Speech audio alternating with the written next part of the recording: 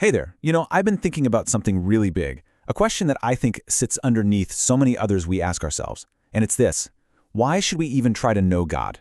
Let's explore that together. I'm sure you've been there. Maybe it's late at night or just in a quiet moment, and these huge questions just pop into your head. Who am I really? Why am I even here? And maybe the biggest one of all, what happens when this is all over? If you've wondered about these things, you're definitely not alone. And when we don't really have answers to those questions, life can feel, it can feel like you're trying to walk through a really thick fog.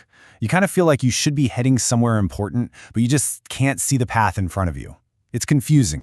And it's these fundamental questions that create that fog, right? Like, where did we come from in the first place? What's the whole point of all of this? How do we know what's actually right or wrong? And man, how are we supposed to deal with death?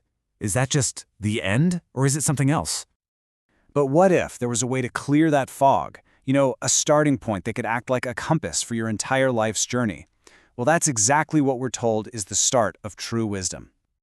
And this is such an important distinction. See, wisdom isn't just about knowing a bunch of facts or being really smart. This kind of wisdom, it's a deep, true understanding of life itself. And we're told it all begins with knowing the one who designed it all. There's this ancient piece of advice that says our awe and reverence for our Creator, that's where wisdom really starts. Now, that word fear doesn't mean being scared of God. It's more about a deep respect, an understanding that He is so much bigger than we are, and that's where true understanding is found. And then there's this. This is just amazing. Think about how it defines eternal life. It's not just about living forever and ever. It says eternal life is knowing God. It's a relationship. It's about connection, not just a really, really long timeline. So if our lives are actually connected to something eternal, maybe we need to change how we look at our time here on Earth. There's a really cool analogy that kind of helps put it all under perspective. Okay, just for a second, picture a rope. But this isn't just any rope. Imagine it's stretching out from your hands, going on and on and on forever. You can't see the end. So that endless rope represents your existence, from this very moment into forever.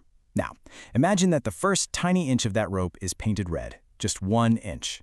That little red part, that's your time here on Earth.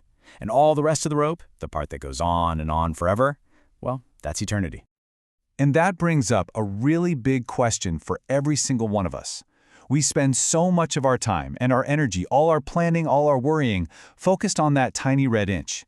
But are we giving any thought at all to the rest of the rope?